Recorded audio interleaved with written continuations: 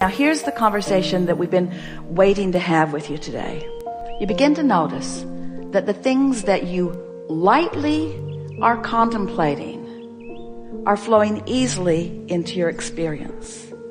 Because in the light feeling, in the absence of effort feeling, in the light, so light, maybe it's because it's unimportant. Maybe because it's unimportant, I haven't been beating the drum of it, and so I don't have a lot of momentum going in opposition to it. But in the lightness of it, the universe demonstrates it in some obvious way. So this is what brought Esther to the question. Lightness seems like the opposite of effort. So when I find myself trying, which is, we hear that from you a little bit, in the realization that you're trying, you might want to stop and say, this trying could be counterproductive. I'm efforting, which means I'm not engaging the energy that creates worlds, which means I think I'll just give this another run tomorrow. And as you do that and do that and do that, you're going to find that effort is not a factor in your experience. You're going to find that trying and struggle are not a factor in your experience. You're going to begin to discover that things that you want lightly come easily. So there's something important to be talking about there. How can I feel light about something I've been so intense about for so long? And we say, by giving it a rest. By giving it a rest. By focusing on some other things for a while. Or by getting as general about it as you can. And things just work out. They just work out. Funny thing to hear from someone who's teaching you about deliberate creation. Deliberate creation.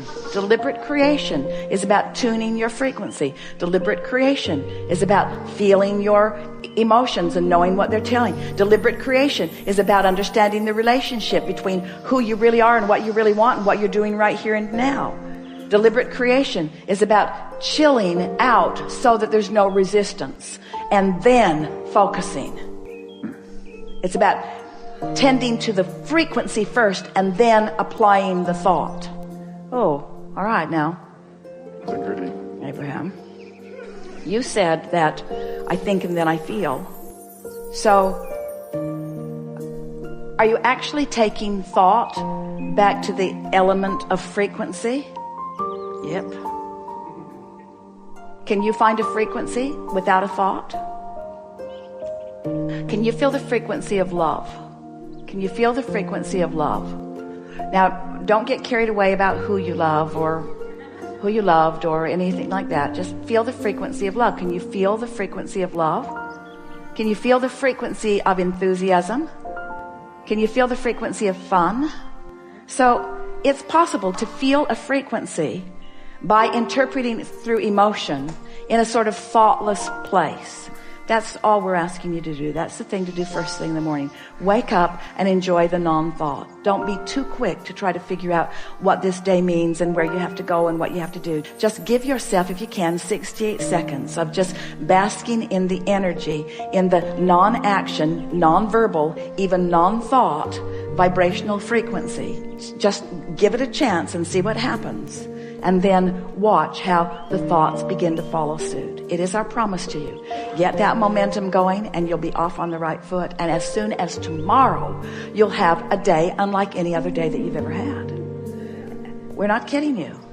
Give it a month and you'll feel absolute control of your experience. And when people see the difference in the way you feel, they'll say, what are you doing? And you say, it's kind of hard to describe.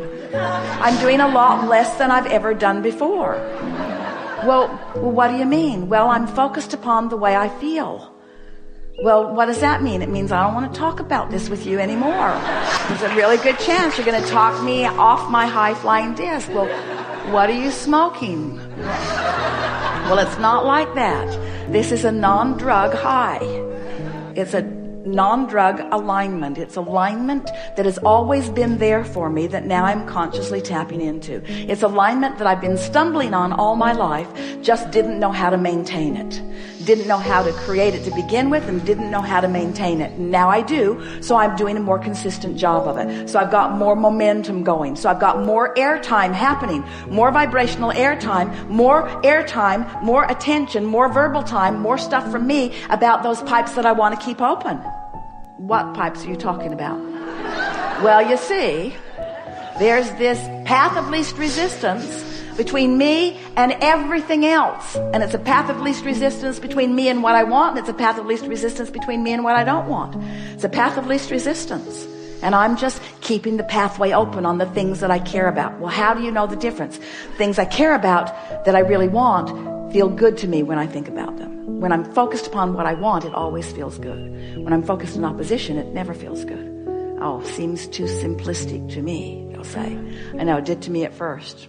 That's why I tried to make it harder than it needed to be. I made it harder than it needed to be for quite a while. And then who knew? I'm supposed to feel good. Life is supposed to be fun. I have endless unseen energies that have my back, who know what I want, who are pointing the way. I had no idea the leverage, the creative energy that was available to me until I started pointing it. Well, what have you accomplished with this? Well, I feel great. I know, but what else? Well, I just feel wonderful. What else? Well, it's too much to tell. Well, tell me something. Well, I just feel great. I feel great, and mostly nice people are around me, and people who used to bother me aren't coming around, and some of them that used to bother me don't bother me anymore. And ideas come more easily to me. I'm more intuitive. I'm more clear-minded. The things that occur to me occur in better timing. So when I act on them, I get more immediate results.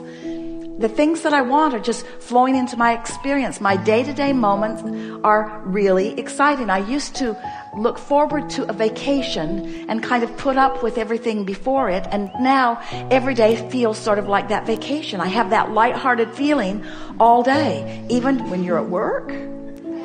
Yeah, especially when I'm at work, because I feel purposeful there, and I feel momentum there. And there's this give and take thing that happens with me at work where we're all winning as a result of our co-creating together. It's some of the best time that I spend is when I'm at work. So many lovely people in this world. Have you noticed? Well, not so much. I haven't noticed that so much. Well, that's because I'm on my high-flying disc. I know that's what... Well, now, tell me about this stupid disc. How did you get on this high-flying disc? I was born there.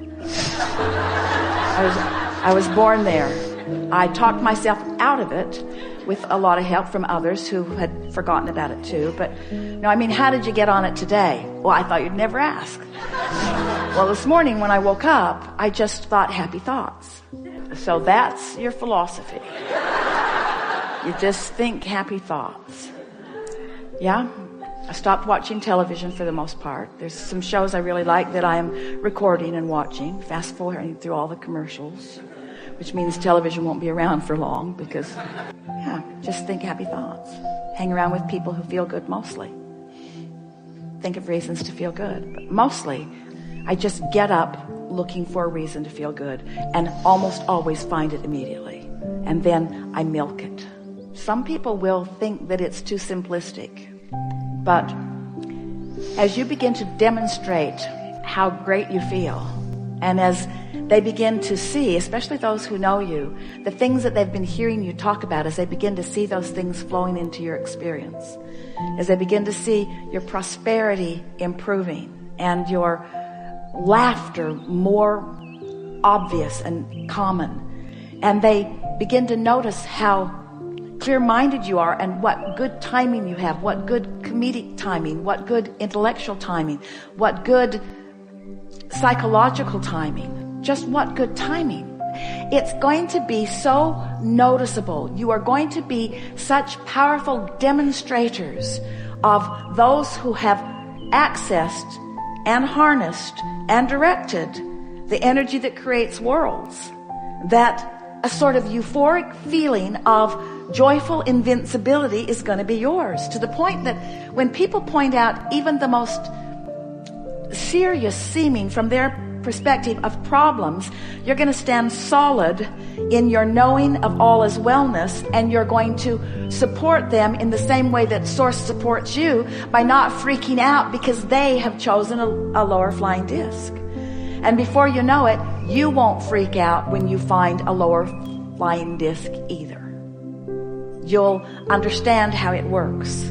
You'll understand that, this is just a step one moment, and that's all part of the process. I'm predominantly now, for the first several years of my life, I was predominantly in step 3, because I was born that way. Then those around me began insisting that I become more accountable, which meant try to compensate for their inability to stay on their disc. We hope you heard that in the way we meant it. So then I had sort of a rough ride for a while, where I was having predominantly step 1 moments. What are step 1 moments? Contrasting moments where I know what I don't want, so I know what I do want. I know what I don't want, so I know what I do want. So I was asking for quite a few years of my life. I was predominantly doing step 1 moments, stumbling accidentally into alignment, but not really knowing what I was doing. But it was a good plan, because during that step 1 phase of my life experience, all of you have passed through that now, I filled my vortex with all kinds of specifics that matter to me. And now you're in the step 3 phase of your life experience, where now getting on the high flying disc, that's your work, that's your work, that's your work, that's your work, that's your work. So I'm done, Abraham, I'm not going to create anymore. Oh no, because you're not going to stay on the high flying disc. You're going to dip, you're going to still have step 1 moments, but you're predominantly going to be living step 3 moments. Occasional step 1 moments, because you can't not expand. You want to continue to clarify, but predominantly step 3 moments. You see what we're getting at? How can I assure predominant step 3 moments? By making sure every day at least starts there. And if we have done the best sales job that we have ever done about anything, we've convinced you to at least give it a go, to at least try to see what happens. And we would so love a repeat of this gathering with these identical magnificent beings 30 days from today, to hear from you what has happened since you have found and established and maintained and enjoyed and understood what it feels like to be on that light-hearted, good-feeling, high-flying disc. We are certain at this moment that there is nothing important that we know that you don't know.